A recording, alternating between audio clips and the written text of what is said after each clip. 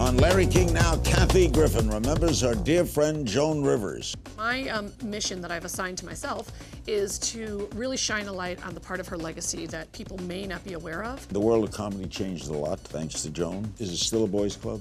It's still a boys' club to the extent that there isn't even a girls' club. You know, it's just different for us, and when you're a girl comic, you have to work harder and jump higher. And I always, I remember her just at that last dinner going like this. You hold on like this till they cut your hands off. Then you hold on like this till they cut your elbows off. And that's how she lived, and did it with humor. Is that you? Are you doubting my butt crack? That is my butt crack. You want to see it now? No, sit down. Nope. All right, we'll compare. Okay, ready? Plus. It's disgusting. It's not true. And I know that stuff shouldn't even bother me at this stage of my career. I thought it hurt it all, but that one hurts. All next on Larry King Now.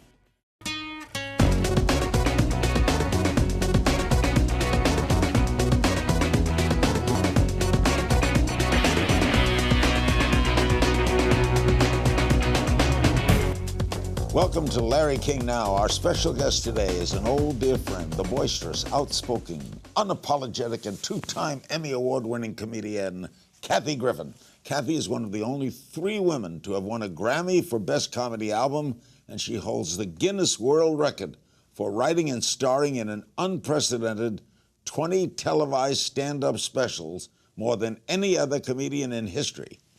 Kathy, of course, was also a dear friend of the late Joan Rivers. It's hard to say late. I want to clear up something right away. A story in the New York Post, written by Richard Johnson, quoting something that Cindy Adams had written, that you were talking about getting Joan Rivers' job while she was in a coma. Yes. Clear it up. Okay. It's disgusting. It's not true. And I know that stuff shouldn't even bother me at this stage of my career. I thought it hurt it all, but that one hurts because it's as far from the truth as you can get. I would never take Joan's job. Joan and I had a different style. She absolutely was my mentor, for sure. But no, I have had no conversations with about that. You know how that would have started? We never know how. I don't know. Cindy Adams got a. You know Cindy. I right? know Cindy, and also I saw Cindy at the funeral and at the Shiva afterwards, and she should have said something to me. I would have been happy to clear it up right then and there. Had you heard the rumor at all? That No. And also, the good news is that, Melissa is obviously very tight with the E family, so she can just make one call and clear it up, and she'll know. Because that's the important thing, is I don't want Melissa to think that, Cher tweeted to you, I could never thank you enough for bringing Joan to the house that night. You two together, I'll never forget. 2 girls in rare form. Tell me about that night. Oh, it was so great. How did it happen? What was it? Well, I am prone to go to Cher's. And we go to Cher. I call it Cher Island, because Cher owns half of Malibu.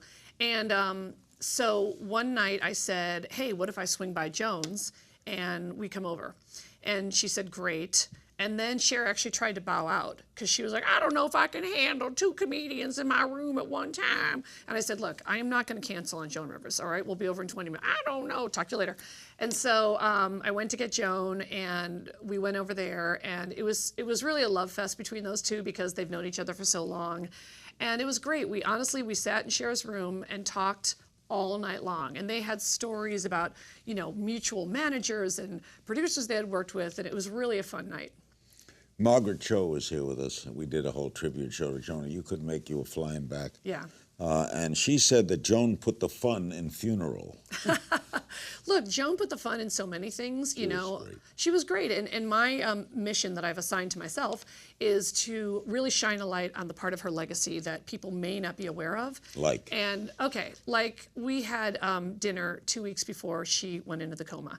And we went to the Napa Valley Grill in Westwood because it's nice and quiet. And I insisted it just be the 2 of us.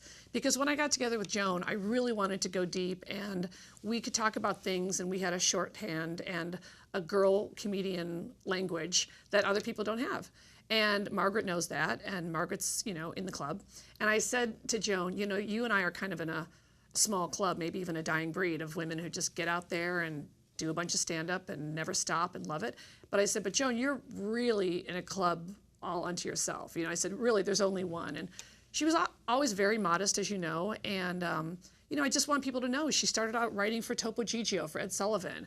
Yes, Johnny broke her, but she was also on Jack Paar before that. And the first woman and the only woman to be in network nightly late night talker. And, when she would sub for Johnny and then got her own show, her first night on Fox on her own show, her guests were Pee Wee Herman, David Lee Roth, Cher, and Elton John.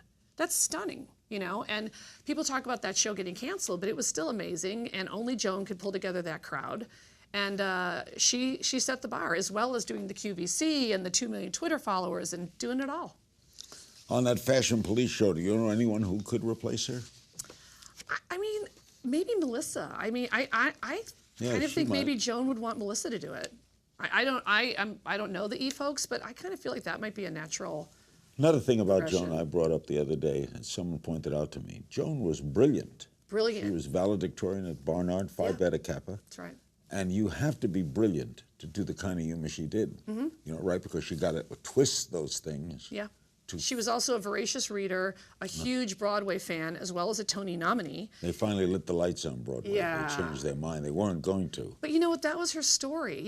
It was so many barriers and walls, and really, who made the decision not to do it? And then, of course, there was a petition, and that was really the story of her life. I mean, she told me in our last dinner, I was whining about something about being a girl comic, and she said, look, I hold on till my knuckles are white, till they cut my fingers off. Then I hold on with my elbows till they cut my elbows off. Then I hold on with my shoulders. And she said, it's just different for us. And when you're a girl comic, we always refer to ourselves as girl comics, you have to work harder and jump higher. And I always, I remember her just at that last dinner going like this. You hold on like this till they cut your hands off. Then you hold on like this till they cut your elbows off. And that's how she lived and did it with humor. Do you know what procedure she was going in for? I don't know, but it's my understanding that she was initially being scoped, and I won't know what that is because I have nodes as well, and it's a little camera they put down there, and I don't know, but it's my understanding that they decided to then do an endoscopy, which is what you have to be put under for. So I think that's what happened, but I'm not sure. And that's being investigated, right? I mean, look, my first thought, and I'm not a physician like you are, Larry, but my first thought is well, that... I have 7 honorary degrees. I know you hate to hear when good things happen to other people. From what, romper room? I mean, really, what schools are these? Santa Monica Junior College. How about Pratt Institute? Tulsa High. How about Columbia University School of Medicine? What? How about MIT? How about George Washington University? You're just listing schools now. I'm going to look this up online. I mean it. I'm looking it up online. How about Kazakhstan University? Okay. Okay. Borat told you to say that, okay?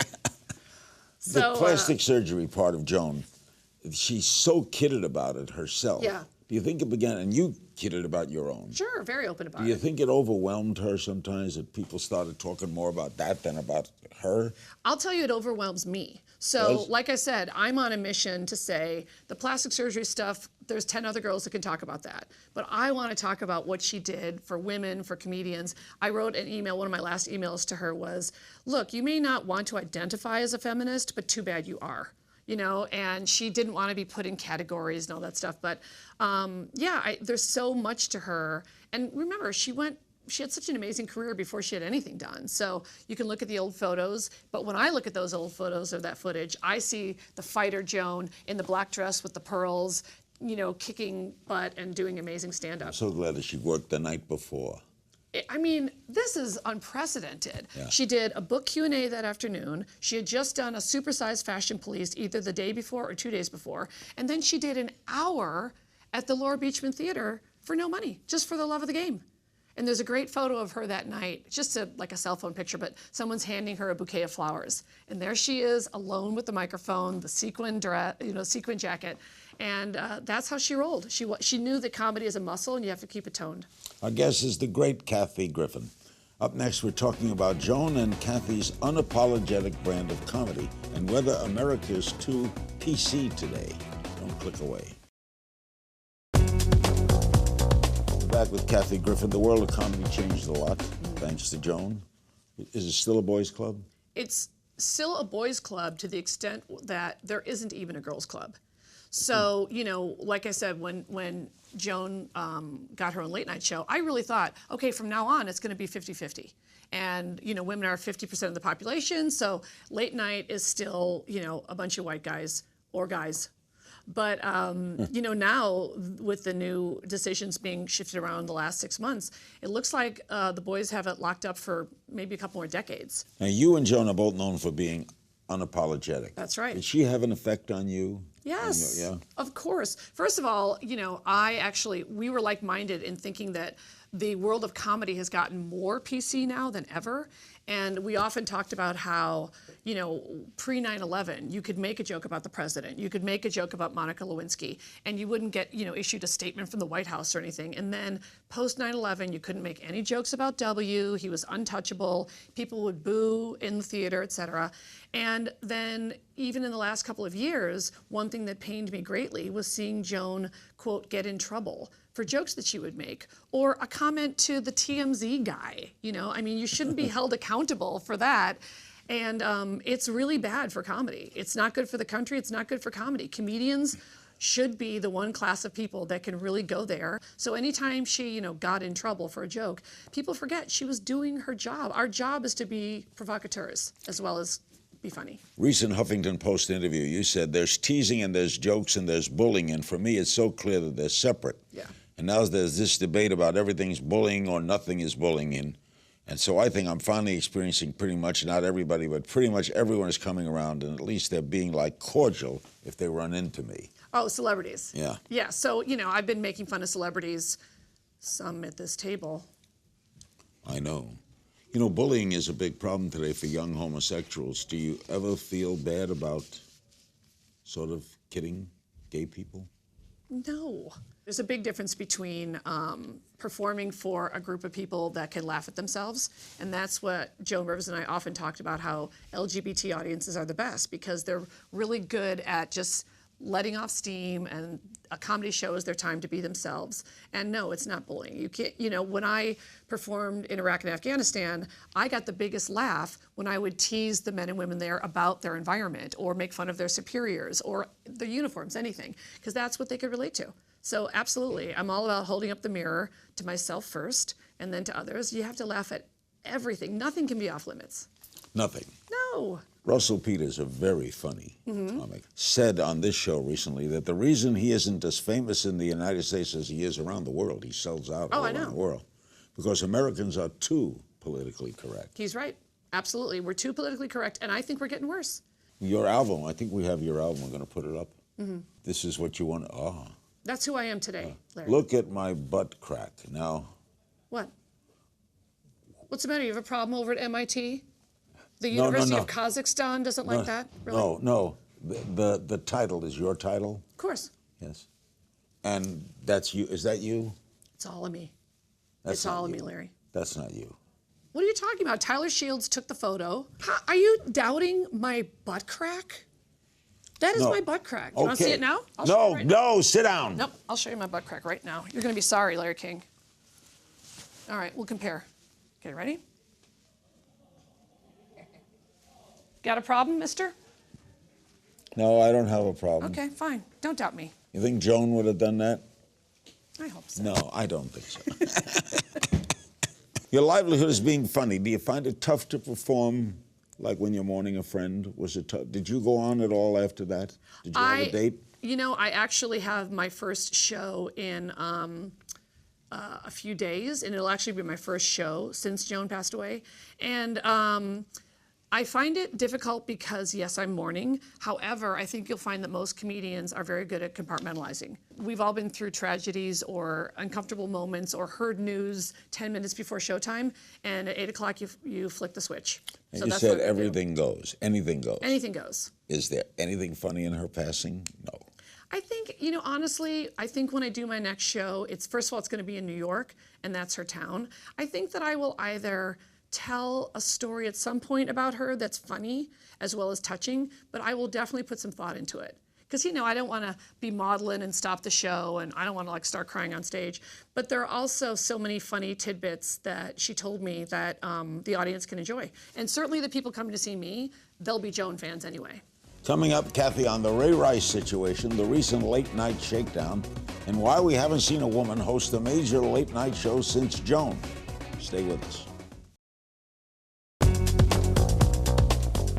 We're back with the great Kathy Griffin, and she has brought a couple of objects with us. This is a Grammy. That is the current Grammy for Best Comedy Album, which I'm very, very proud of. It's heavy, too. I know. And I was nominated 6 years in a row and finally won. Very proud. How did it feel when they announced your name? It felt better than The Love from a Human. It did. And this is a certificate of the Guinness Book of World Records. The most televised stand-up special by a comedian is 19. Now it's 20, right? Yeah, I broke my own record. I have to call the Guinness people in England and say, can I have a How do they typo? deliver this to you? Oh, the English guy comes, and he actually gave it to me at the end of a show. Standing ovation. But I will say, honestly, because of Joan Rivers, I feel compelled to do whatever I can as a female comic to point out how, like, we're around, we do exist, we're becoming extinct. But if I have to break a record, if I have to win an award, I'll do whatever it takes to go, we're here trying to make you What laugh. do you make of the Ray Rice story? It's all over. It's what everybody's talking about. Goodell should go. They should really just end football. End football. All of it. Because of one or a couple of incidents? Because men are disgusting. And he knocked that woman unconscious. And I think, he should be prosecuted to the full extent. And also, people have to stop blaming this woman. She's obviously how do you a battered explain woman. that? She's it's battered woman syndrome. It's the oldest thing in the world. You can look up any article about it, and they'll say her behavior is typical for a woman in that situation. It's typical. She married him, though. She thinks she's protecting him. She's brainwashed by this guy. This guy knocked her unconscious. I mean, to be knocked by a football player, and then the way he sort of like kicks her body and takes her flip-flop and acts like she's bothering him and she's unconscious. You kidding me? I've worked at a million casinos. I have never seen a case like that where there aren't like 5 paramedics or security guys. So I don't know if it's one of the like let him go because he's a football player situations, but The security guy did help her. a little. Like I said, I have been and played every casino on the planet, and I have many, many times seen an elevator incident in the middle of the night or someone in a bar. I've had fights break out in my shows, and typically casinos, you've got a group of people there, and I think there's kind of been, a cover-up across the board, but he's got to go, Goodell's got to go, and you can't just beat and kill women. Another case, a Columbia University student is carrying a mattress around campus until the man she claims raped her is expelled from the school. Good. Is that what it takes? That's what it takes. I mean, that's how bad it is. Look at Pistorius. What do you make of the nude celebrity photo leak? Oh, I don't really care about that. You wouldn't care if nude photos were released of you? No, I couldn't In care fact, you'd less. almost send them out, I'd wouldn't you? send them out myself, yeah. I was your guest on Bravo. That was a great show. Why did that go off? Oh, because I'm a girl? I can only tell you that, honestly, as a female comic trying to get a late night talk show going, it's really an uphill battle. I mean, it's rough. So I loved doing that show, and I'm very grateful that Bravo let me do that show for 2 seasons. Do you think another woman will get a shot? One of us has to, and I'm hoping it's a stand-up comic. Like I said, I think there's a lot of witty women who are in television shows or movies, but that's very different from somebody that can really command the stage and knows how to talk to people and make a moment happen. What do you think of Colbert replacing Letterman? I'm going to be watching. I think Steven's brilliant. Of course, I'm curious to see what he's like when he's not being Colbert. But, I'm not happy that another middle-aged white guy got the job, but he is obviously a very, very funny guy. Have you seen James Corden work? He's going to take over Ferguson's spot. No, I don't know who He was he in is. that hysterical Broadway show. Well, good for him. You don't like him already, right? I don't know who he is. I wanted a woman to get that slot. Did CBS talk to you about it? No, they told me that they weren't considering females. They told you that. Someone there said we're not, or I heard from someone that they said that they're not considering females. Chelsea Handler's gone to Netflix. Good. She seems to want, Chelsea, I think her thing is that she really wants creative freedom. And so I think she's going to a place where she can really be the most Chelsea she can be, which is what she wants. Do you ever have nights where it doesn't go right? Yes. Are you kidding? I bomb all the time. I get the butt crack sweat, and I can show you my butt crack again. Oh, no. Okay.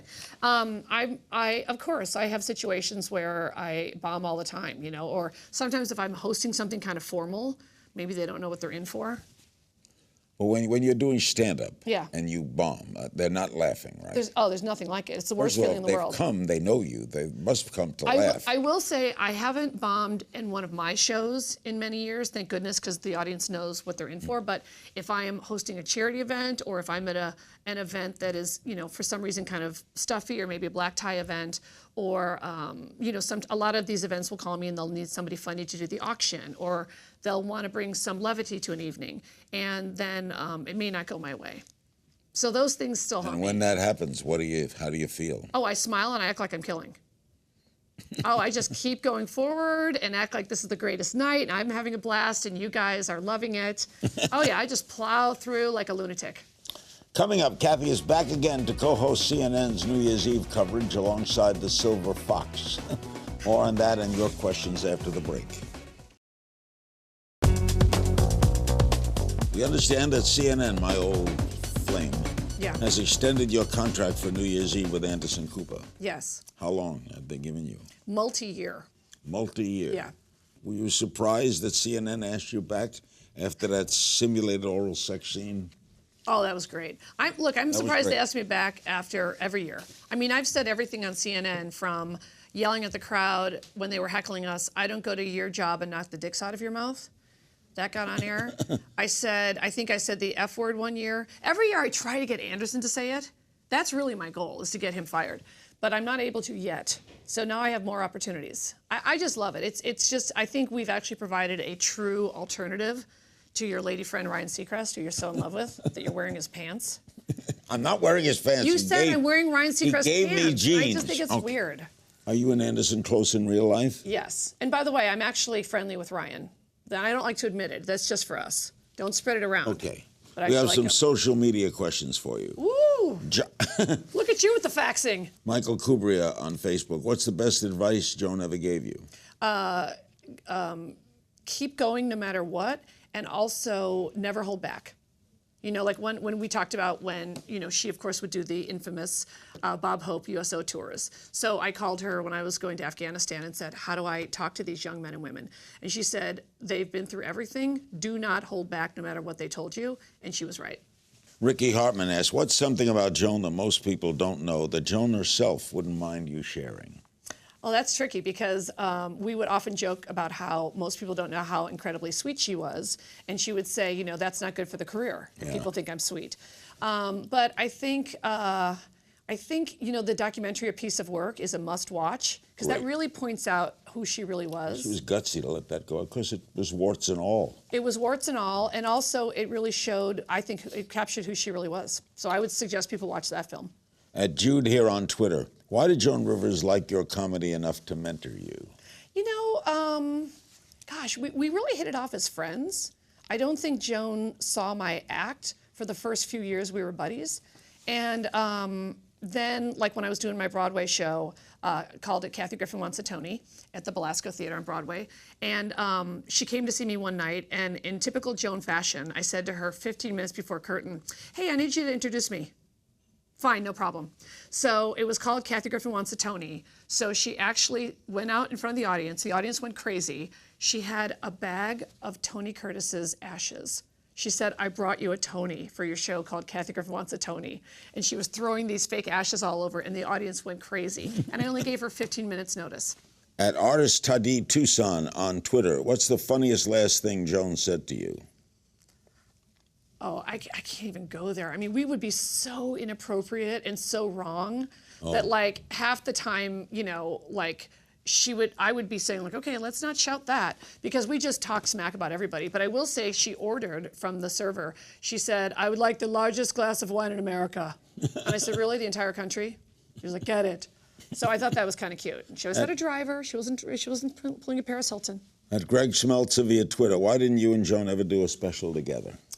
I don't know. We honestly talked about it a lot, and frankly, her schedule was so packed with everything from the web show to the reality show to Fashion Police to QVC. I don't know that we could have aligned our schedules, but trust me, I would have loved to. She co-headlined with Rickles, she co-headlined with Joy Behar, and they would do shows together, and it would have been a blast. Maria Kim on Instagram, did Joan ever provide any dating tips? Yes, she provided a key dating tip, which is I would always talk to her before really committing to a serious relationship. And she said something very important to me and specific to something only she could speak to, which is she said, we all make our own deals. And we would joke about how being girl comics and being, body and in the spotlight, and she was obviously a woman of means, as you know, and that people would often tell both of us, oh, you should only be, we used to joke about Larry Ellison, from Oracle. The head of Oracle. And, we would joke about how our friends would say, well, you should be with a guy like Larry Ellison, a billionaire who's got his own empire and he won't feel emasculated by you.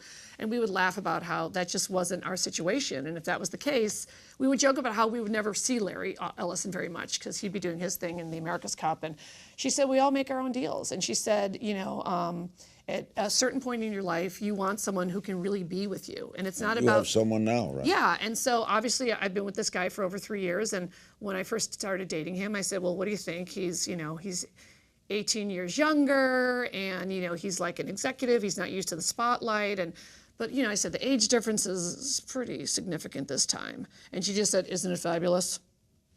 That was her advice. Like, enjoy it. Why not? Enjoy your relationship. Didn't you once date a billionaire? Oh, Steve Wozniak, yeah. But I, co-founder of Apple. Yeah. But he also was he lives in Los Gatos, and he is obviously very still involved in the tech world, and we would see each other occasionally. I loaned him a lot of money. Met Bermudez on Instagram. If there's one thing you want the world to know about Joan, what is it?